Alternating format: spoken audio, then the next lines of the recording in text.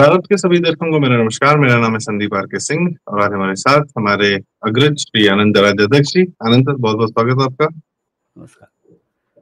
हमारे दर्शक जानते हैं, आपको कई बार सुन रखा है उन्होंने, और मैं ये कहना चाहूंगा एक संक्षिप्त परिचय आनंद सर का। आपने एडवर्टाइजिंग फील्ड में काफी लंबे समय तक कार्य किया और फेसबुक पर अपने लेखन के लिए बहुत ज्यादा चर्चित हैं, प्रसिद्ध हैं, और जो लोग लिखते हैं वो आनंद सर को पढ़ते हैं, ऐसा मेरा मानना है। तो अद्भुत लेखन है इनका, आप जरूर पढ़ें। इनके फेसबुक प्रोफाइल, ट्विटर प्रोफाइल को हम आपके सामने शेयर करेंगे, साथ में आपका यूट्यूब चैनल भी है आनंद आज सर के साथ। जो आज का विषय है, ये जो मराठी हिंदी प्रतिक्रिया चल रही है, जो कि सर स्वयं महाराष्ट्र से आते हैं, तो इसका जो बैकग्राउंड है, ये कब शुरू हुआ और आज जो हो रहा है वो क्यों हो रहा है, और इसका एक्चुअली फायदा कौन उठा रहा है, किसका नुकसान हो रहा है, ये सारे तथ्यों को आज हम जरा जानने का प्रयास करेंगे। सर, ये जो मराठी हिंदी विभेद पैदा किया जा रहा है और मतलब इसका एक इस्तेमाल किया जा रहा है कुछ लोगों के द्वारा, क्या कंटेक्स्ट है सर इसका? आनंद सर। देखिए, इसकी शुरुआत हुई थी स्वर्गीय बाला साहब ने जो शिवसेना का जो आगाज किया था, वो मराठी व्यक्तियों के लिए, नौकरियों के लिए, अग्रक्रम के लिए था, वरीयता के लिए था। एक बात मैं भी मानता हूं कि किसी भी राज्य में जब नौकरियां आती है, मतलब बिजनेसेस आते हैं और नौकरियों का सृजन होता है, तो अगर कोई विशेष क्वालिफिकेशन नहीं हो, विशेष क्वालिफिकेशन की अगर शर्त नहीं हो, तो स्थानीय लोगों को नौकरियां मिलनी चाहिए। उसीलिए तो वो कंपनियों को वगैरह वहां बुलाया जाता है। तो तब कंडीशन ये थी कि आपको, मतलब जो लोग वहां उन आस्थापनों में सीनियर पोजीशन से बाहर से आए थे, दूसरे राज्यों से आए थे, वो यहां मराठी आदमी को नौकरी दे ही नहीं रहे थे। ज्यादातर नौकरियां जा रही थी साउथ इंडियंस को, कुछ नॉर्थ इंडिया वाले थे तो नॉर्थ इंडियंस को जा रही थी, मराठी आदमी को नौकरी नहीं मिल रही थी। बहुत अन्याय था। इसीलिए बाला साहब की मांग को जनता से प्रतिसाद मिला।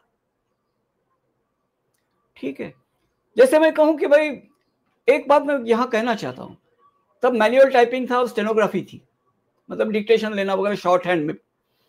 तो उस काम के लिए मराठी आदमी कॉम्पीट करता ही नहीं था, उसमें मराठी आदमी था ही नहीं। ठीक है, कोई कंपनी है उसमें टाइपिस्ट की और स्टेनो टाइपिस्ट की अगर नौकरी है, तो तनख्वाह अगर साधारण है तो कोई साउथ इंडियन आएगा, अन्ना कोई आएगा, ये बात तो स्वीकृत थी। कंपनी अच्छी है, पॉश है और जगह शो भी अच्छा है, तो स्टेनोटाइपिस्ट की पोजीशन के लिए, बॉस के लिए स्टेनोटाइपिस्ट वगैरह है, तो वहां कोई ईसाई महिला आएगी, ये भी बात तय थी।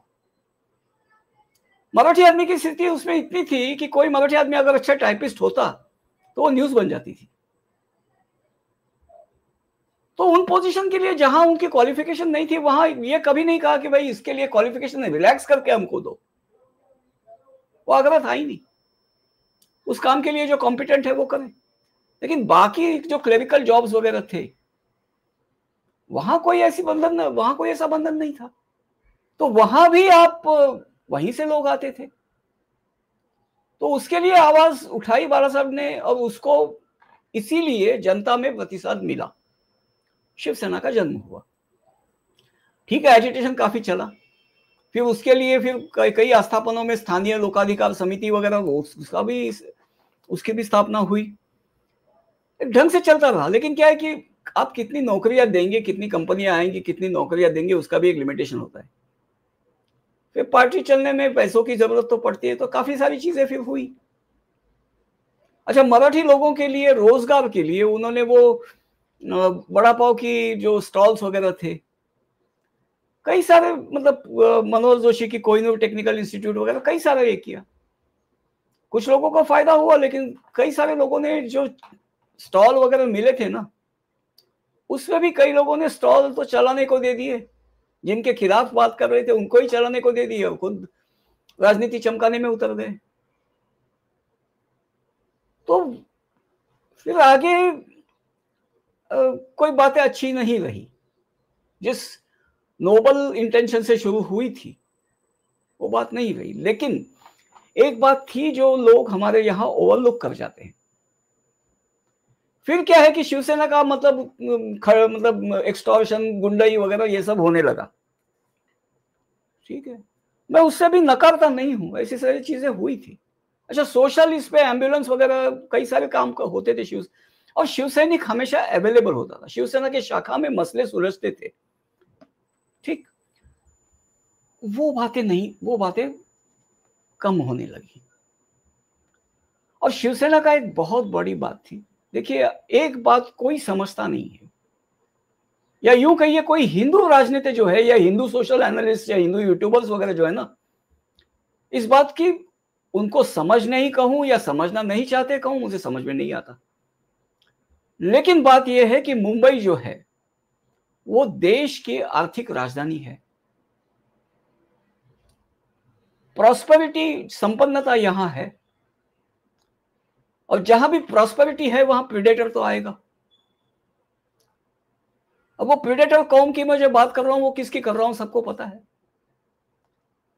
तो उनके लिए एक काउंटर जरूरी होता है जो उसी भाषा में बात करे जो आपका होना चाहिए। कम से कम मैं ये मानता हूं। आपका अर्थ है जो मुस्लिम तंत्र है जो भारत पर कब्जा करने के लिए सारा कार्य कर रहा है, और वह जो है क्राइम पे, हाँ, वो क्राइम पे एकाधिकार चाहता है। और क्राइम, देखिए कोई सोसाइटी क्राइम के बिना नहीं होती। No society exist without crime and superstition. ये किसी भी सोसाइटी में होता ही है। तो जो सोसाइटी कहते हैं कि क्राइम से हमारा कोई वास्ता नहीं होगा, वो क्राइम की शिकार हो जाती है, ऑर्गेनाइज क्रिमिनल्स की आसानी से शिकार हो जाती है। ठीक है, मैं ये अभी थोड़ा सा असाइड बोल रहा हूं कि जो उमेश कोल्ले वगैरह की जो नुपुर शर्मा केस में जो हत्या हुई थी, तो वहां मैंने एक मतलब उस मामले में, उस सिलसिले में मैंने एक डॉक्टर की ऑडियो सुनी थी। वो किसी से गिड़गिड़ा रहा था, वो बोलने वाला आदमी सामने का जो था बिल्कुल लुक्खा था, लेकिन जो डॉक्टर को जिस तरह से धमकी दे रहा था, इसलिए धमकी दे पा रहा था कि डॉक्टर के मतलब इस साइड में, हिंदू साइड पे, उसको जवाब, उसी भाषा में जवाब देने वाला कोई था नहीं। आप समझ रहे हैं कितनी वल्नरेबिलिटी आ जाती है जब आप अपने ऐसे लोगों को कट करते हो कि नहीं, हमारा इनसे कोई ताल्लुक नहीं वगैरह, आप उनसे कट कर देते हो। तो फिर देखिए, मतलब जब गब्बर आपको धमकाता है कि जय बीरू को मेरे हवाले कर दो, और आप कर देते हो या पुलिस से मरवाते हो, तो फिर आपकी सिचुएशन और खराब हो जाती है। फिर आपकी बहन बेटी भी सुरक्षित नहीं रहती। कम से कम हिंदू गुंडों का यह रेपुटेशन है कि बहन बेटियां सुरक्षित रहती है, गुंडाई कहीं जाने वाली नहीं है। हालांकि मैं बहुत ही, मतलब मेरे खिलाफ कोई क्राइम नहीं है, ना मैं कभी गुंडाई की है, कुछ नहीं है, लेकिन सोशल कॉन्टेक्स्ट में मैं उसकी अहमियत और जरूरत भी समझता हूं। जी सर, तो let's coming back to this. तो शिवसेना मतलब देश की आर्थिक राजधानी में प्रेडेटर कौम को जवाब देने के लिए एक, यूं कहिए, देखिए महाभारत में घटोत्कच की जरूरत पड़ी क्योंकि कौरवों ने राक्षसों की सेना बुला ली थी, तो उन्होंने जो फाउल किया उसी का प्रत्युत्तर देने के लिए घटोत्कच को बुलाना पड़ा। तो आज के समाज में घटोत्कच को हमने खुद ही निष्कासित कर दिया। इनफैक्ट हम तो कहेंगे कि हिडिंबा का गर्भपात कर दिया है, भ्रूण हत्या कर दी हमने घटोत्कच की, जिसका खमियाजा भुगत रहे। शिवसेना का तब वो रोल था, डरते थे लोग बाला साहब से। आज राज ठाकरे का कोई भी ऐरा गैरा वहां बैठ के मजाक उड़ा रहा है, वो ये नहीं समझते वो क्या कर रहे हैं, इसका इंप्लीकेशन क्या है वो नहीं समझते। उनको बस ये एक मतलब दूर बैठ के एक अपमान छोड़ देना है, एक कुंठा निकालनी है, भड़ास निकालनी है, बाकी कुछ नहीं है। सर आपकी इस बात से दो बातें निकलती हैं। एक तो हाँ, मैं पहली बात करूंगा कि ये राज ठाकरे को पता है कि वह जो है जो कर रहे हैं वो हिंदू में ही विभेद पैदा कर रहे हैं, बिल्कुल है, और बिल्कुल है। एक सेकंड, मैं यहाँ इसका मैं कॉम्प्रिहेंसिव जवाब देता हूँ। देखिए बात यह है कि अब जो इनका जो ये हुआ है, जो दोनों का भाइयों का जो मिलाप हुआ, उसमें उनकी जो एक बात प्रसिद्ध हुई कि मारो लेकिन वीडियो मत बनाओ, ये बहुत ही विस्फोटक वक्तव्य है, विवादित से ऊपर है, ये विस्फोटक है, और इसी पर कैपिटलाइज किया जा रहा है। कोई भी छुटभैया उठकर फेसबुक पर यहां वहां कुछ भी बके जा रहा है, जो यहां कभी आने वाला नहीं है, वहां बैठ के बके जा रहा है, ठीक है। लेकिन इसका हुआ क्या, राज ठाकरे का पहले जब वो वायलेंस हुआ करता था, तब का महाराष्ट्र में रहने वाला जो उत्तर प्रदेशी या बिहारी था और आज का जो है, दोनों में फर्क है। तो प्रतिकार भी होगा। दूसरी बात क्या होगी कि सरकार को फिर इंटरफियर करना पड़ेगा in the favour of law. तो कानून अगर टूटेगा तो राज ठाकरे पर टूटेगा, या शिवसेना मनसे वालों पर टूटेगा, शिवसेना वालों पर टूटेगा, उद्धव सेना पर टूटेगा। तो ये होगा कि ये महाराष्ट्र इसकी भाजपा की जो सरकार है, उसने मराठी आदमियों पर अत्याचार किया, ये हो जाएगा। अभी बीएमसी के इलेक्शंस आने वाले हैं, मतलब मुंबई नगर पालिका के इलेक्शंस आने वाले हैं, और ये सब जानते हैं कि कुछ भारत के कुछ राज्यों से बड़ा बीएमसी का बजट है, मतलब मुंबई नगर पालिका का बजट है। उसके लिए सारी मारामारी हो रही है कि मुंबई में वातावरण विषाक्त तो हो जाए, और दिखाई दे रहा है कि शिवसेना का, मतलब उद्धव सेना का और मनसे का चुन के आना शायद मुश्किल होगा। लेकिन मराठी आदमी में अगर भाजपा के प्रति एक क्या कहे दुर्भावना पैदा की जाए कि इन्होंने शिवसेना वालों पर, मतलब उद्धव सेना या महाराष्ट्र नवनिर्माण सेना के लोगों पर अत्याचार, मतलब लाठियां चलाई, तो जब दुर्भावना पैदा होगी, उसका फायदा क्या होगा, तो भाजपा का नुकसान, ये इन लोगों का फायदा होगा। और ये फायदा जो गिनने वाले हैं ना, ये उद्धव और राज नहीं है। उनको वो ये फायदा नहीं गिनते, इसका फायदा कौन गिनेगी? एक तो आप यहां देखिए, इस समारोह में 2 व्यक्ति आए थे जिनका आज तक हिंदू से, मराठी तो छोड़िए, हिंदू से इनका कोई कहीं से दूर से उन्होंने संबंध नहीं रखा। सुप्रिया सुळे और जितेंद्र आव्हाड। सुप्रिया सुळे ने तो हिजाब के लिए जो कसीदे काढ़े थे, उसके वीडियो आपको मिलेंगे। जितेंद्र आव्हाड तो बहुत बकवास करता है सर, हिंदू धर्म के खिलाफ बहुत ही गंदा बोलता है। जितेंद्र आव्हाड को तो महाराष्ट्र में जितुद्दीन कहते हैं लोग।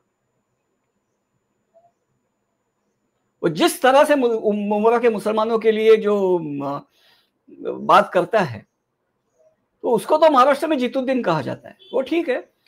सर जितेंद्र आव्हाड शिया है कि सुन्नी है? देखिए, मैंने उनको कपड़ों में ही देखा है, तो मैं ज्यादा नहीं बोल सकूंगा। उनके जो मतदाता है वो ज्यादातर सुन्नी है जी। तो इसमें एक बात और आती है, तो अगर हम शिया सुन्नी की बात कर रहे हैं, आप ही ने मुझे जब यह एक तस्वीर दिखाई थी, तो इसमें ये अभी मैं इसमें बात करता हूँ। देखिए, ये है शख्स, इनका नाम है शायद मौलाना चतुर्वेदी। दो मौलाना चतुर्वेदी है भारत में, एक बूढ़ा व्यक्ति है और एक ये है। इसका चतुर्वेदी नाम चतुर्वेदी, ठीक है। वो चतुर ही है, वेदों का उनको कुछ ज्ञान नहीं है। ये आदमी तो क्रोध जब कहता है तो क्रोध कहता है, क्रोध त्याग देना चाहिए, ठीक है। इनके वीडियोस हैं। तो ये इनका वीडियो मैंने आपको भेज चुका हूं मैं, लेकिन आप यहाँ वीडियो नहीं चलाएंगे क्योंकि कॉपीराइट स्ट्राइक आएगा। ये तो वीडियो मेरे पास है। और जहां ये आदमी क्या कह रहा है, तुमको क्या लगता है ये डेंगा चौक झारखंड में कहीं है, तो डेंगा चौक में दो आदमी बैनर लेके खड़ा होगा, उसका कोई इफेक्ट नहीं होगा? नहीं होगा। मैं उसका टोन बता रहा हूं, नहीं होगा। जो भारत में विदेशी लोग पैसा लेके आ रहे हैं वो देखते होते हैं, तो जब वो देखेंगे कि इस तरह से प्रदर्शन हो रहे हैं, धरना हो रहा है, तो वो नहीं आएंगे। इससे इनका इकोनॉमी को डैमेज होगा और तब ये हमारी बात को मानने को मजबूर होंगे। और ये तब ये बोलता है कि सीए जैसे एंटी मुस्लिम कायदे लाने से ला नहीं पाएंगे। मतलब देखिए भारत का क्या होता है, भारत में इस्लाम का टका बढ़ता है। इस गैर मतलब बांग्लादेशी भी यहाँ आते हैं, पाकिस्तानी भी यहाँ आते हैं, रोहिंग्या भी यहाँ आते हैं, इससे इस आदमी को कोई गुरेज नहीं है। उसका भारत की इकोनॉमी पर क्या तनाव होता है, इसको उसे कोई गुरेज नहीं। ये केवल और केवल अपना मतलब जो मॉस्क का जो ये होता है ना, डोम गुंबद होता है, वो गुंबद उसका एको चेंबर है, वो वही सोचता है, उसके बाहर ये सोचता ही नहीं। तो आप ये कह रहे हैं कि जैसे हम दोनों हिंदू की तो छोड़ी है, वो देश की भी सोचता नहीं कि देश का उससे क्या होगा। वो तो ठीक है सर, लेकिन ये जो हिंदू विभेद हो रहा है, हिंदू में आपस में हिंसा कराई जा रही की जा रही है, चाहे वो हिंदी भाषी या मराठी भाषी के नाम पर राज ठाकरे करें, या यहाँ यूपी में ब्राह्मण दलित के नाम पे अभिषेक यादव, एक हमारे अभिषेक यादव जी भी है सर, मालूम है। तो और एक चंद्रशेखर रावण जो है, यह लोग जो दलित हिंदू एक में जो आपस में यादव में ब्राह्मण में इस तरीके से जो आपस में हिंसा भी कर रहे हैं। मौलाना का चित्र फिर से दिखाइए ताकि लोगों को मुद्दा समझ में आए। जो हिंसा भी कर रहे हैं, सड़कों पर प्रदर्शन क्यों जरूरी है? भारत की अर्थव्यवस्था को नुकसान पहुंचाना है। तो ये सब उन्हीं के टूल्स हैं, अभिषेक यादव, चंद्रशेखर रावण, राज ठाकरे, उद्धव ठाकरे, जिनको भारत की अर्थव्यवस्था को नुकसान पहुंचाना है। मैं मोदी की बात नहीं कर रहा हूं। भारत जो बलवान हो रहा है, भारत की अर्थव्यवस्था को जो बलवान हो रही है, उसको नुकसान पहुंचाने के लिए भारत में कहीं ना कहीं हिंसा, दंगे वगैरह, एक डिस्टर्बेंस का माहौल होना जरूरी है। मुंबई जैसी आर्थिक राजधानी पर तो इन लोग की नजर सदैव से है। ट्रेनों में ब्लास्ट, सबसे पहले ब्लास्ट 26/11 जैसा हमला, कि मुंबई आर्थिक कैपिटल जो है वो डिस्टर्ब रहनी चाहिए। देखिए उसी में ब्लास्ट नहीं हो रही तो पप्पाबाजी चल रही है। हाँ, मुझे इसमें देखिए ठाकरे बंधु एक हो गए, मुझे खुशी है। मैं बाला साहब को मानता हूं, ठीक है। मैं शिवसेना के मतलब जो मैंने आपको बताया कि उनका अस्तित्व क्यों जरूरी था, मैं उस बात की भी जरूरत मानता हूं। शायद मैं अकेला आदमी हूं। एक मिनट सर, शायद कोई हिंदू नहीं था तब। हाँ। शिवसेना और बाला साहब ठाकरे ही हिंदू थे जी। मैं शायद अकेला आदमी हूं ये पूरे सोशल मीडिया में जो खुल के ये कह रहा हूं कि घटोत्कच जरूरी है।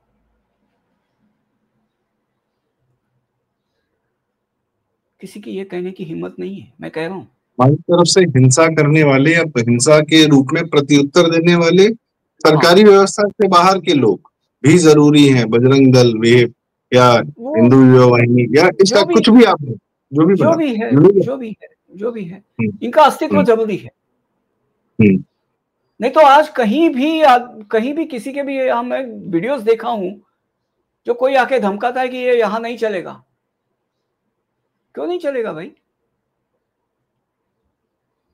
हम लोग हैं तो ये यहां नहीं चलेगा, मैं आरती नहीं चलेगी, ये नहीं चलेगी, वो नहीं चलेगा। अब कल आके घर में बोलेगा कि घर से निकलना है तो बुर्का पहन के निकलो। बांग्लादेश में कर रहे हैं, यही कर रहे हैं।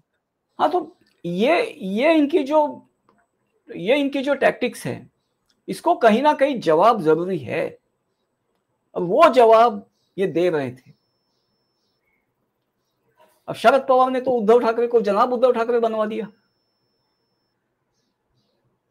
और यहां भी इस समारोह में मुझे सबसे ज्यादा कोई बात खटकी हो, मुझे पता नहीं बाकी राजनीतिक विश्लेषकों को यह बात क्यों समझ में नहीं आती कि यहां पर जितेंद्र आव्हाड और सुप्रिया सुळे क्या कर रहे थे? मॉनिटर करके आए थे।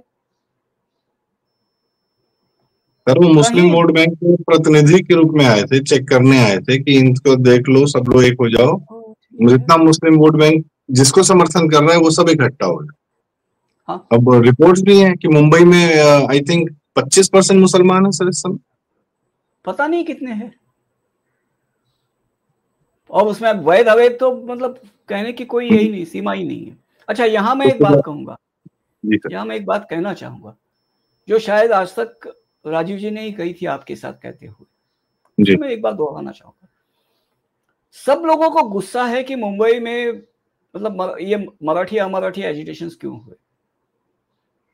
वो ये सोचते हैं कि भाई मुंबई में आकर यहाँ रोजी रोटी कमाना उनका हक है, उनको भी मिलना चाहिए।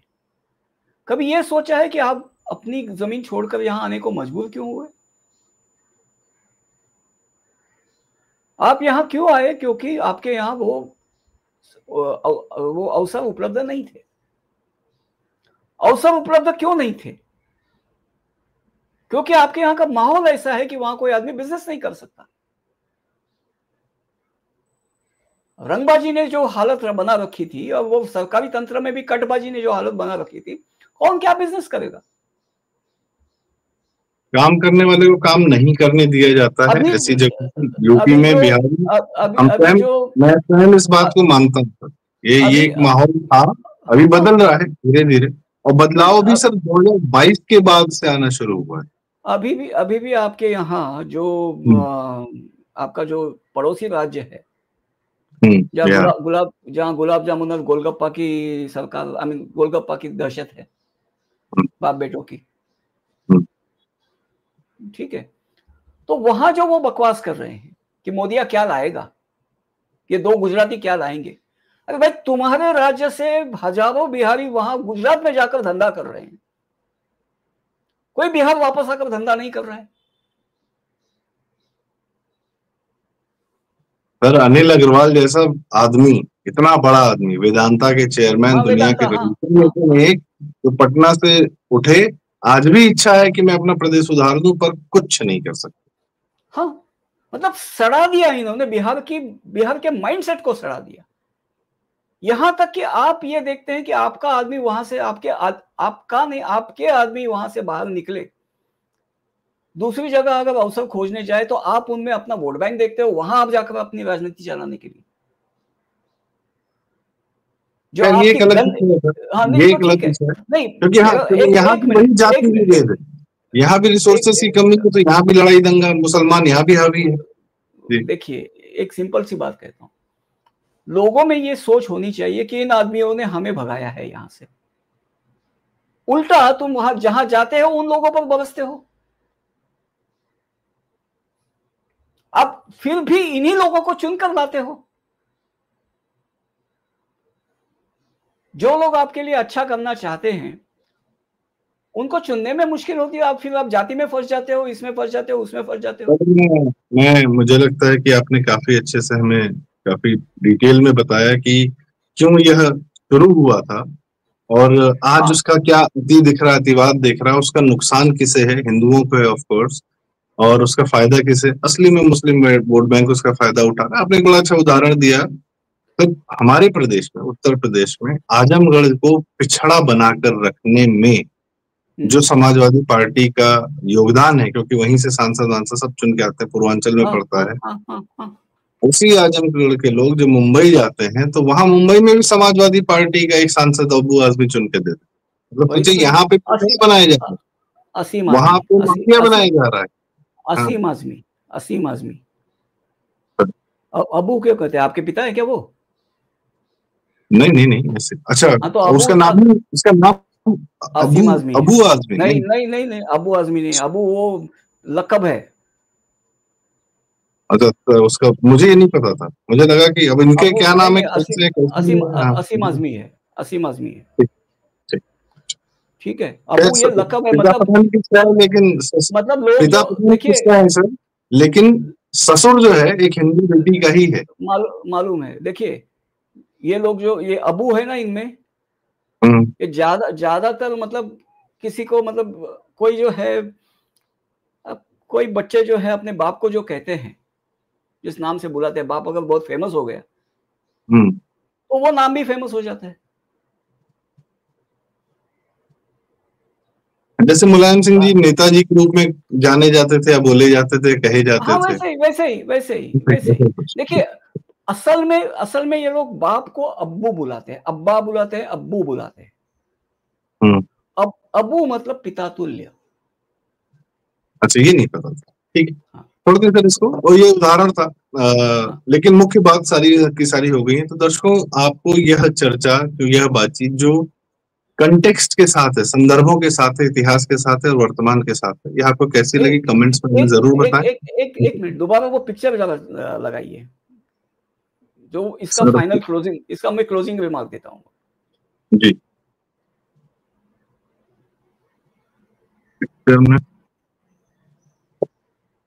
ठीक है, चलिए कोई बात नहीं, ठीक है। बेसिक कंटेक्स्ट क्या था कि दंगा होगा मतलब डिस्टर्बेंस होगा, स्थिति डिस्टर्ब होगी तो निवेश आएगा नहीं, निवेश आएगा नहीं तो नौकरियां मिलेंगी नहीं, अनरेस्ट होगी, भारत आगे नहीं आएगा। और ये लोग जो कहते हैं ना कि सरकार की जिम्मेदारी है नौकरियां देना, तो ये लोग एक्चुअली क्या कहते हैं, सरकार की जिम्मेदारी है सरकारी नौकरियां देना। सरकार की नौकरियां देने में एक क्षमता सीमित होती है, बहुत सीमित होती है। हर किसी को सरकारी नौकरी चाहिए जहां वो काम नहीं करे, तनख्वाह खाए और कुछ ताकत भी अर्जित करे, जो राजीव जी ने आपसे कहा था। बिल्कुल जी, वो एक अलग विषय है। हाँ, वो एक ब्लैकमेल की पावर चाहते हैं। मेन है कि ये लोग दंगा कराकर या अव्यवस्था पैदा करके यह एक माहौल बनाना चाहते हैं जो कि अब नौकरियां नहीं मिलेंगी, रोजगार नहीं मिलेगा तो आदमी सरकार को ही दोष देगा, अशांति होगी, हिंसा होगी तो भी सरकार को ही दोष देगा, और करने जो कर रहा है वह भी सरकार को ही दोष देगा। तो ये चित्त भी मेरी, पढ़ भी सिक्का मेरे बाप का। इस मानसिकता के साथ ये लोग धरती पर चाहे थप्पड़बाजी हो चाहे बमबाजी हो, यह वो लोग कर रहे हैं, करवा रहे हैं। इनसे बचने की सख्त जरूरत है। और ये नेताओं के जो बच्चे होते हैं जिनको सत्ता में रहने की आदत है, इनसे तो भगवान बचाए, इनसे तो बिल्कुल बचने की जरूरत है। उद्धव ठाकरे, राज ठाकरे, अभिषेक यादव, तेजस्वी यादव, राहुल गांधी, नेताओं के बच्चे ये सिर्फ अपनी अय्याशी के लिए हिंदू जनता की ऐसी कर सकते। इसी के साथ आज की चर्चा का हम समापन करते हैं। बहुत बहुत धन्यवाद। कमेंट्स में अपनी राय हमें जरूर बताएं, वीडियो लाइक करें, शेयर करें, चैनल जरूर सब्सक्राइब करें। प्रारंभ और आनंद रखें। नमस्कार, धन्यवाद।